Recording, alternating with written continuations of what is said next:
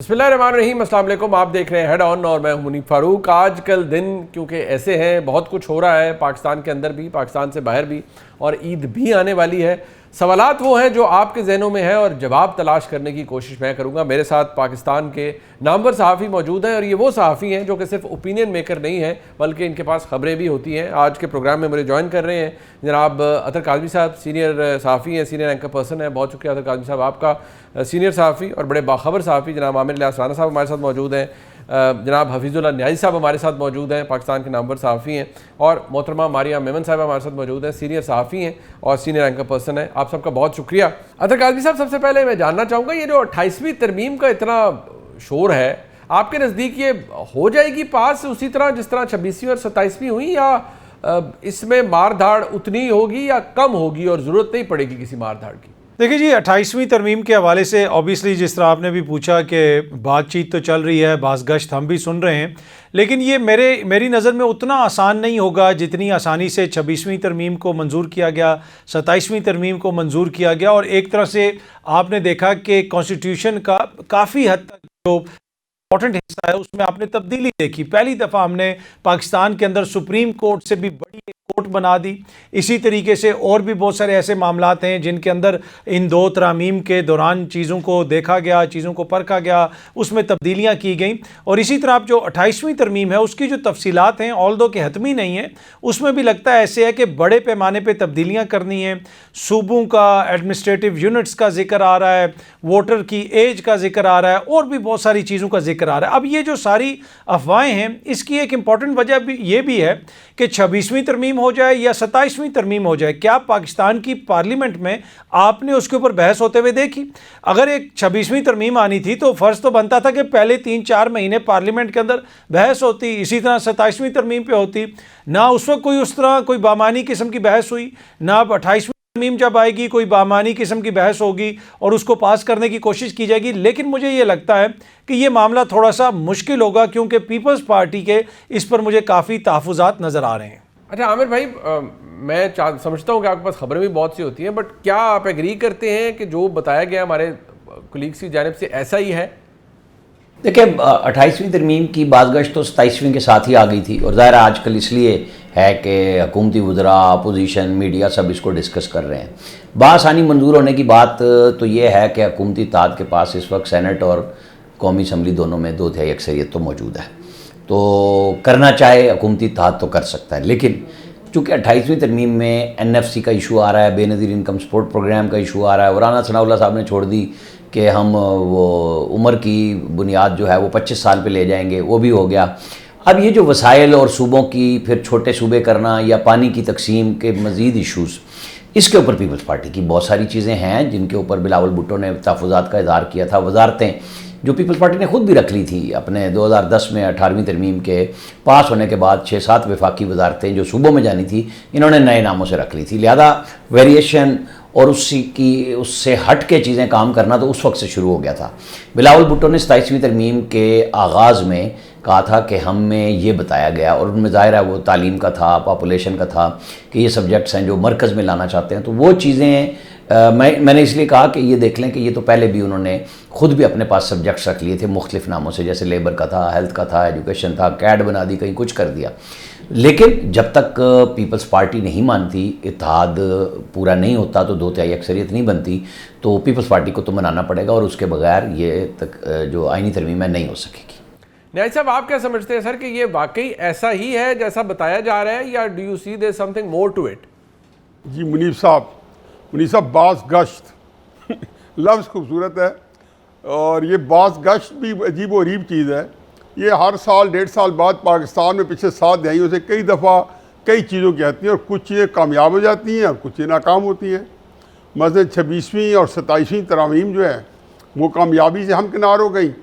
मेरा नहीं ख्याल कि 28वीं आईनी तरमीम हो पाएगी, और मुझे यूँ लगता है कि जो जिन लोगों को तरामीम में कोई या 28वीं तरमीम में कोई दिलचस्पी है, वो भी इससे मायूस नज़र आते हैं कि जिस तरीके से जो सियासी माहौल क्रिएट किया जा रहा है, वो मुफाहमत के बजाय उसके अंदर मुश्किलात, टकराव, और हुकूमत के अंदर की मैं बात कर रहा हूँ, वो बढ़ता हुआ नजर आ रहा है। तो ज़ाहिर है इसका मतलब ये है कि 88वीं तरमीम तो दूर की कौड़ी, मुझे तो ये नहीं लगता कि आया ये तरमीम के सिलसिले में कोई बड़ा भयानक इसके पसे पर्दा को बड़ा भयानक खेल खेला जा रहा है। और वो फिर आप जब उसके बारे में कोई क्वेश्चन करेंगे तो मैं भी मेरे ख्याल में कि क्या खेला जा रहा है, क्या खेल हो सकता है। बहरहाल 88वीं तरमीम तो मेरा नहीं ख्याल कि करीब से भी ना सोचें और दिल से निकाल दें कि ये कभी हो पाएगी, बन पाएगी। NFC अवार्ड और सूबे, पीपल्स पार्टी कभी समझौता नहीं करेगी, सिवाय कोई शौकत अजीज़ टाइप कोई हुकूमत हो या फिर शहबाज शरीफ साहब टाइप हुकूमत हो, तो ये अपने तौर पर ये मान जाएगा कोई सियासी यहाँ पे भी वज़ीर आज़म होता जो कि सही मानों में लैटिन स्पिरिट में, तो शायद ये जो है 26वीं और 27वीं तरामीम भी ना हो पाती। अच्छा मारियम मेमन साहब, आपका क्या ख्याल है, क्या आप एग्री करती हैं इस पॉइंट ऑफ व्यू से? जी, 28वीं तरमीम की गुफ्तगू आप भी सुन रहे हैं, हम भी सुन रहे हैं। कुछ वुज़रा से बात करें तो वो कहते हैं इस पे काम हो रहा है, कुछ वुज़रा कहते हैं हमें इस मामले में कुछ मालूम ही नहीं है। लेकिन हमने देखा कि जो पिछली दोनों तरमीमें थी वो भी अचानक से टेबल कर दी गई और अचानक से उनके ऊपर वोटिंग की, और इतनी तेज़ी से वोटिंग करनी पड़ी कि उनको दोबारा ईवान में जाके तब्दील करके दोबारा वोटिंग करनी पड़ी थी। कोई बहुत ही हेस्ट में उस वक्त लग रहा था कि चीज़ें हैं। 28वीं तरमीम के हवाले से फ़िलहाल उतनी जल्दी हमें नज़र नहीं आती है। बजट तक तो फ़िलहाल ये तरमीम दूर दूर तक नज़र नहीं आती, और उसके बाद भी जो मुसव्विदे हैं वो मेरी इतलात के मुताबिक कोई 2 या 3 उसके वर्जन्स हैं, और देखते हैं उसमें जो बाकी जमातें हैं जिसमें पीपल्स पार्टी है ख़ास तौर पे, उनको मनाने के लिए कौन से मुसव्विदे में कितनी तब्दीली की जाएगी। अक्सर ये करता है कि बुखार दिखा कर ना तो आपको फिर छोटी मोटी किसी डिस्प्रीन से भी मुतमिन करने की कोशिश की जाती है। तो देखते हैं, अभी 28वीं तरमीम की बाज़गश तो बहुत है और बहुत स्ट्रांगली है दारुल हुकूमत के अंदर। अच्छा, ये जो अतर काजी साहब बात हो रही है कि वाकई कोई सदर साहब के ख़िलाफ़ कुछ चल रहा है, और बहुत सी खबरें गर्दिश करती रही कि Peoples Party is not playing ball, और ये वो 18वीं तरमीम को बड़ा जेलसली गार्ड कर रहे हैं, और उनका मौक़िफ़ बड़ा मुख्तलिफ है और बड़े प्रॉब्लम है, और प्रेसिडेंट साहब के लिए भी मसाइल हो सकते हैं, पीपल्स पार्टी के लिए मसाइल हो सकते हैं। क्या आपको लगता है कि ये हो रहा है, या ये सिर्फ सोशल मीडिया के ऊपर फैलाई गई खबरें हैं और उनका हकीकत से कोई ताल्लुक नहीं? देखें जी, सूबाई खुद मुख्तारी हो जाए या जमहूरी रवायात हो जाएं, पीपल्स पार्टी ने उसके ऊपर कोई समझौता नहीं करना। अब तक वो जो कर चुके हैं उसके बाद पीछे रह क्या गया है। जब 26वीं और 27वीं तरमीम का मामला चल रहा था, बिलावल भुट्टो जरदारी साहब ब्रूट मेजॉरिटी का क्यों जिक्र करते थे, और जो उनका किरदार था वो सबके सामने है। असल में इशू ये है कि सिस्टम के अंदर पीपल्स पार्टी को मज़ीद क्या दिया जाएगा। यहाँ पे जो जदोजहद है, यहाँ पे जो एक तरह से बहस है, वो ये नहीं है कि जी लोगों के जो जमहूरी हकूक़ हैं वो कर्टेल हो जाएंगे, ये मसला बन जाएगा, वो मसला बन जाएगा। नहीं, यहाँ पे मसला ये है कि हमारी आने वाली नस्लों में इक़्तिदार को कैसे मुंतकिल किया जाएगा, हमारे जो मफादात हैं उनका कैसे तहफ़्फ़ुज़ किया जाएगा। तो पीपल्स पार्टी तो सिर्फ उसको सिक्योर करने की कोशिश करेगी, जिस तरह पिछली भी आपने देखा तरामीम के अंदर उनका जो किरदार था वो आपके सामने था। लेकिन यहाँ पे यकीनन उनके तहफ़्फ़ुज़ात हैं। जो जहाँ तक आपने जिक्र किया कि सदर जरदारी साहब को हटा दिया जाएगा या बिलावल साहब को नाहल कर दिया जाएगा, ये कोई प्रेशर बिल्डिंग तो हो सकती है उनके सियासी मुखालफिन की जानिब से, ऐसा मुझे होता हुआ नज़र नहीं आ रहा।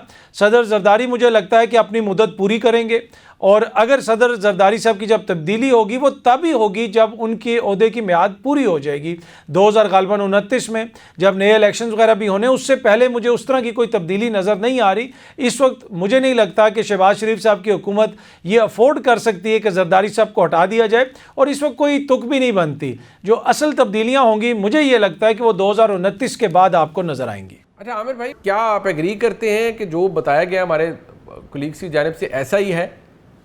जहाँ तक है कि पीपल्स पार्टी को बिलावल को नायल करना, वो मतलब ज़ाहिर है कि वो मखसूस लोग मखसूस मौके पे आके गुफ्तगू शुरू कर देते हैं कि सदर पाकिस्तान को हटाया जाएगा, फ़लाँ किया जाएगा। मेरा नहीं ख्याल कि जरदारी साहब इस सिस्टम में मुकम्मल तौर पे इन है और उनको कोई मुश्किलात नहीं है। हाँ, इख्तलाफ ज़रूर है मौजूद, जो बिलावल भुट्टो का भी है, बड़ा वाज़ेह तौर पे मौजूद है कि क्या वो जो 18वीं तरमीम का क्रेडिट पीपल्स पार्टी लेती है कि हमने सूबाई खुद मुख्तारी की, सूबों को इख्तियारात दिए। सदर साहब ने कहा मैंने अपने इख्तियारात मरकज़ से सूबे को दे दिए, तो उसके ऊपर ज़ाहिर है जैसे खैबर पख्तूनख्वा नाम रखा गया NWFP का, तो ये चीज़ें वो हैं जिसके ऊपर बहुत सारे सवालात हैं। और पीपल्स पार्टी की बिलाशुबा सूबाई खुद मुख्तारी के ऊपर आज तक, अभी तक जब हम आप गुफ्तगू कर रहे हैं, उनकी रेड लाइन्स भी हैं और वो इस पर समझौते के लिए तैयार भी नहीं है।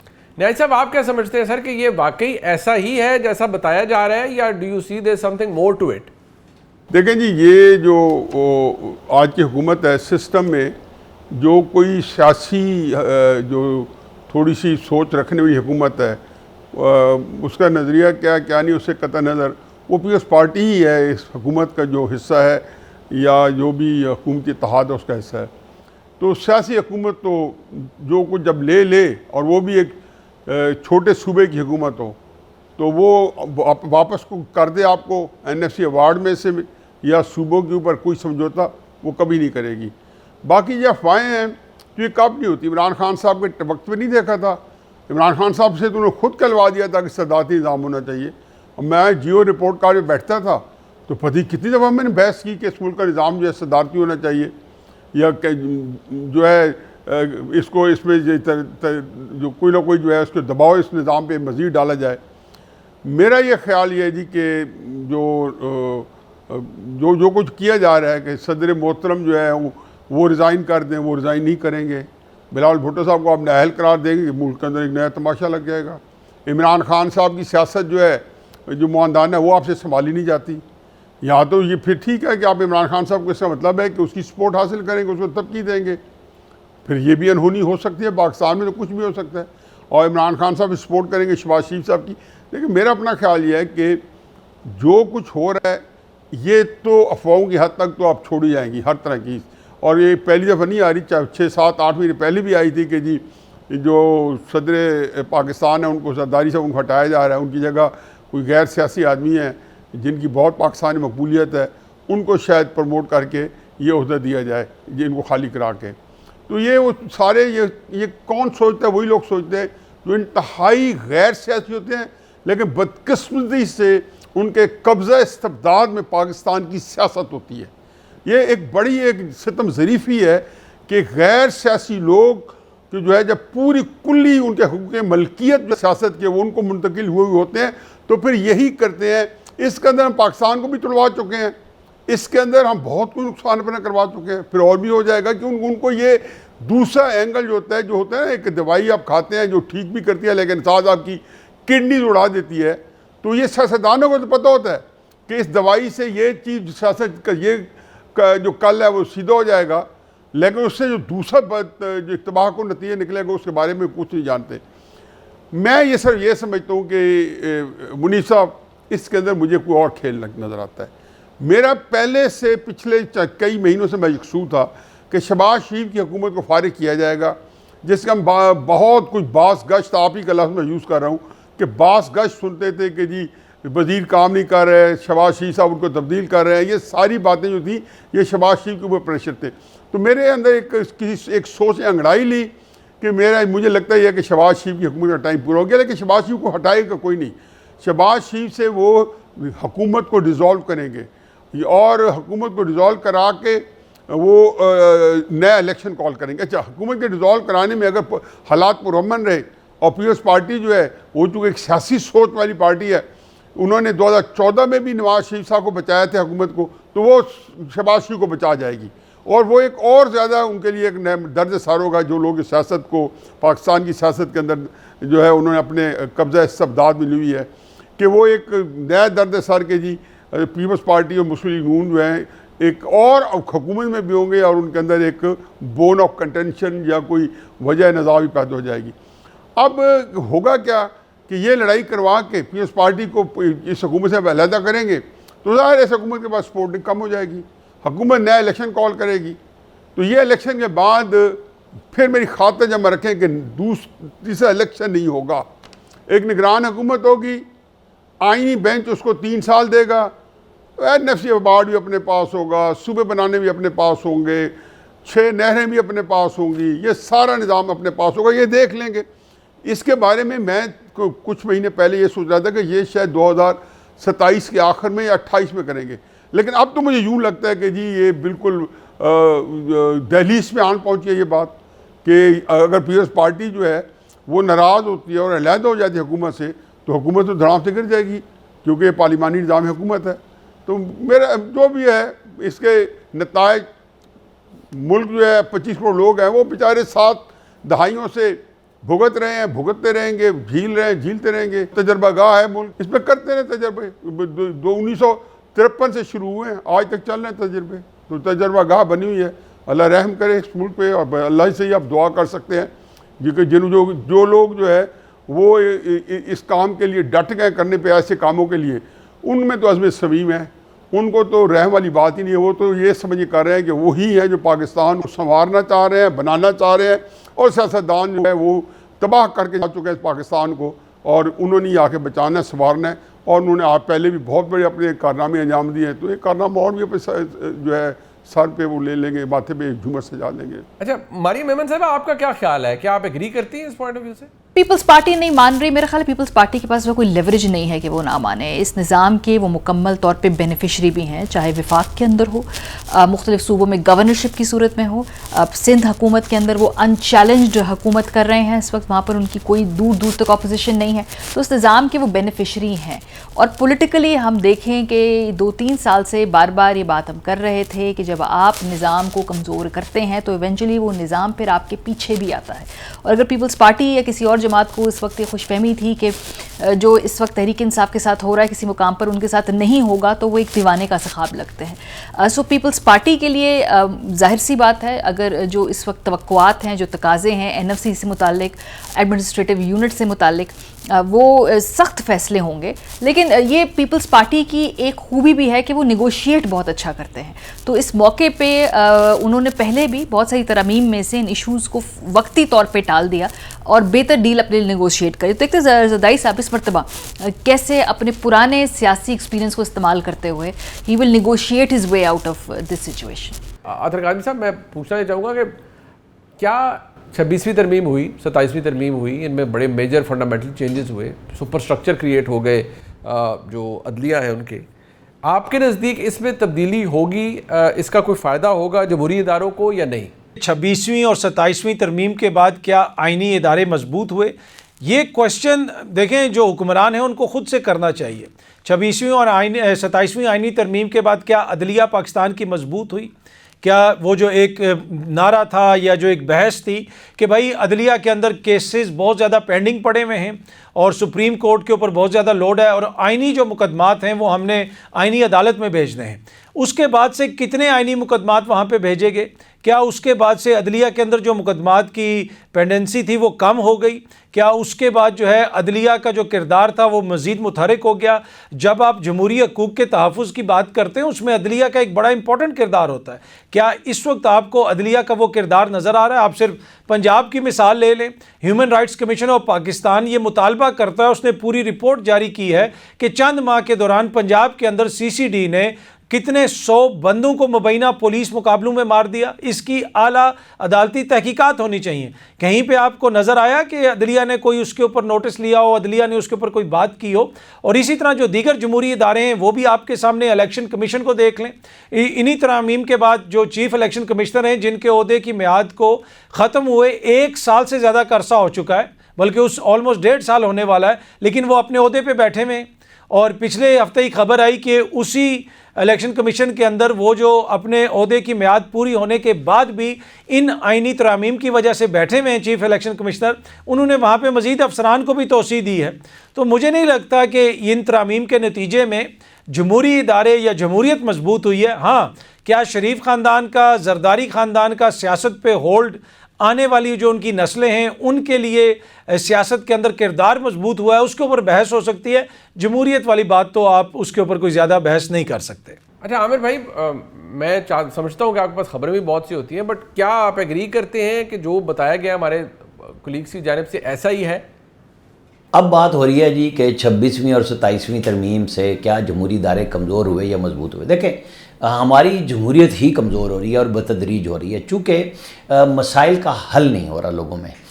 जब कोई पॉलिटिकल क़ुव्वत भरपूर अंदाज से नवाज शरीफ की सूरत में मौजूद थी, आप देखें कि उससे पहले यूसुफ रज़ा गिलानी वज़ीर आज़म थे, जरदारी साहब सदर थे और नवाज शरीफ और उनकी पूरी पार्टी को साथ मिला के 18वीं तरमीम की गई।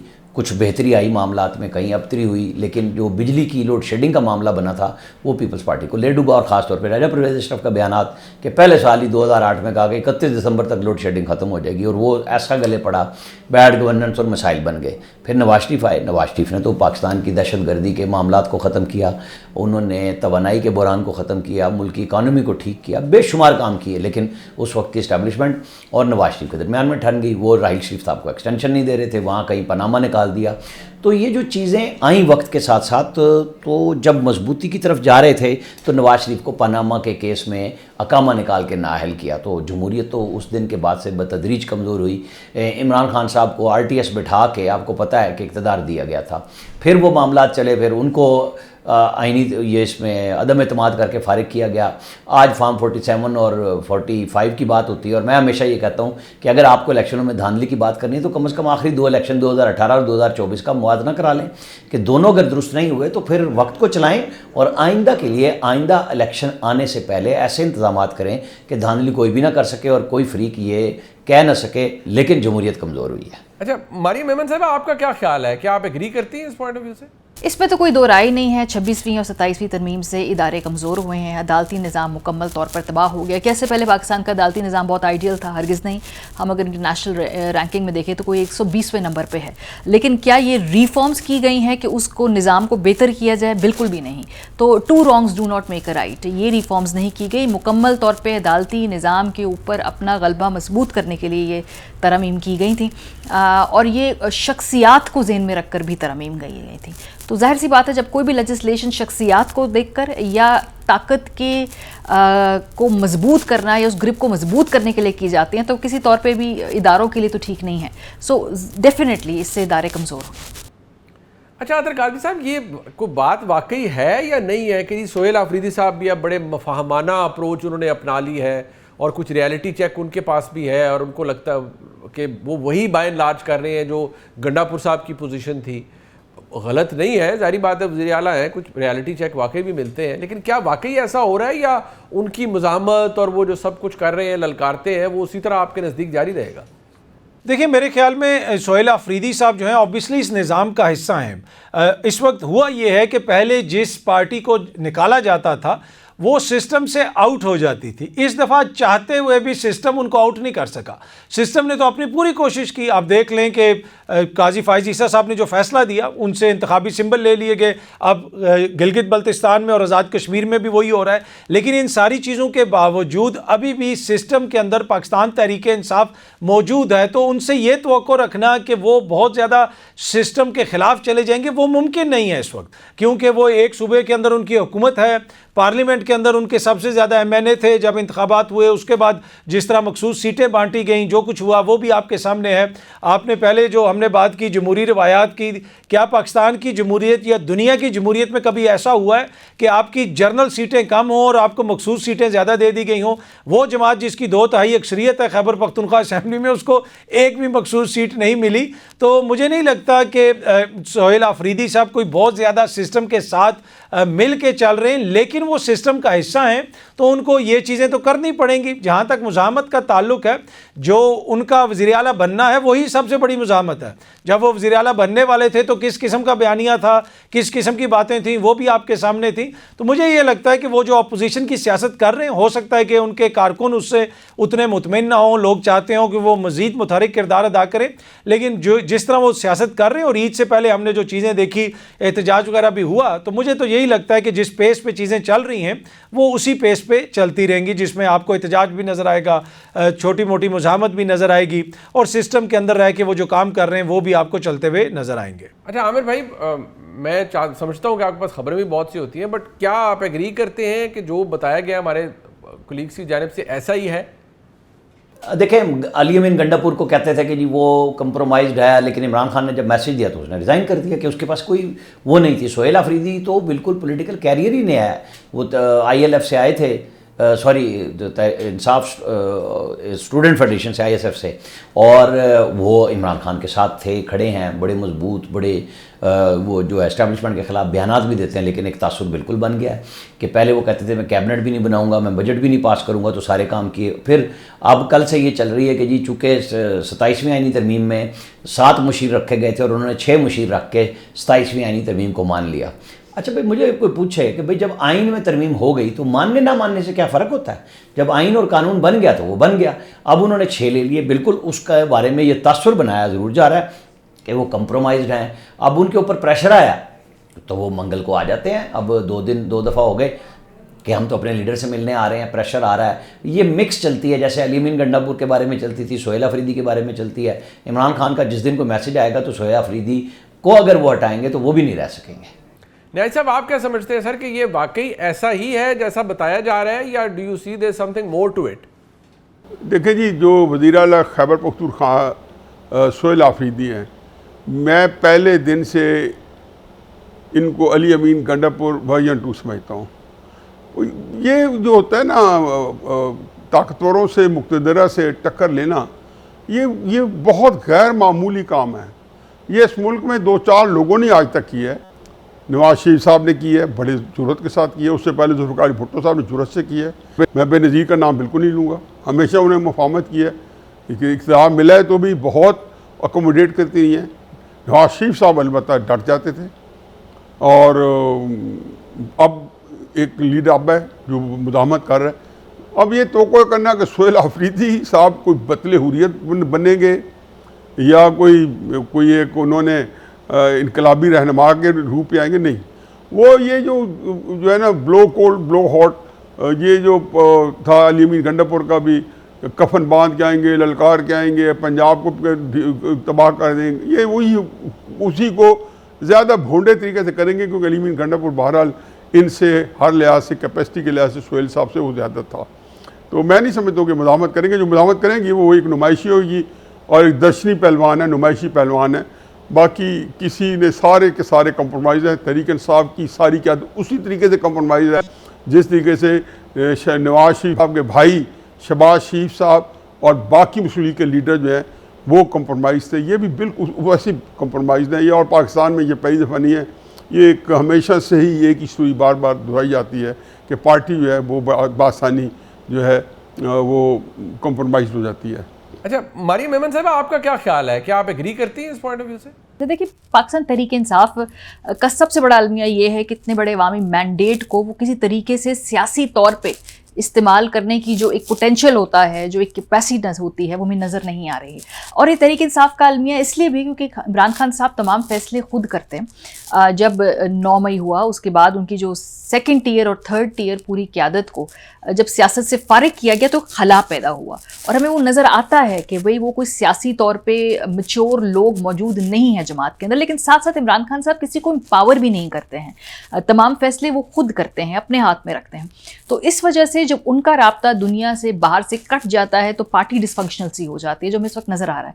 और पार्टी के अंदर जो मिनी धड़े हैं जिसमें कलीमा बेगम का है और बाकी जो और लोग हैं अपना अपना छोटे छोटे ग्रुप्स रखते हैं, फिर वो आपस में इन फाइटिंग करते हुए नज़र आते हैं, जो ऐसा इस वक्त हो रहा है। सो जब जमात की क़यादत एक सिंगल टियर उस पर आइडियोलॉजी पर ऑपरेट करती है और फिर उस टियर का यानी कि जो पार्टी की टॉप लीडरशिप है उसका बाकी पार्टी से राब्ता काट दिया जाए, तो फिर वही होता है जिस वक्त तहरीक इंसाफ के साथ हो रहा है। और फिर इस वक्त सिर्फ अपनी पॉलिटिकल बका की जंग बड़ी मुश्किल से वो लड़ रही है। हम फिलहाल मज़ामत की तो ना उनमें इस वक्त सलाहियत है, ना कोई सेंस ऑफ डायरेक्शन है, और फ्रैंकली इस वक्त निज़ाम जितना हमें बज़ाहिर मजबूत नज़र आता है, इस वक्त पाकिस्तान तहरीक इंसाफ के लिए मज़ाहमत की कोई गुंजाइश भी नहीं। आज तक के लिए इतना ही जी। ये सिलसिला जारी है और हमारे मेहमान हमारे साथ कल भी मौजूद होंगे, और चंद ऐसे सवालात जो कि आपके जहन में हैं जो आज हम नहीं कर पाए वक्त की किल्लत की वजह से, कल इंशाल्लाह उस पर भी गुफ्तगू होगी। तब तक के लिए इजाज़त, खुदा हाफ़िज़।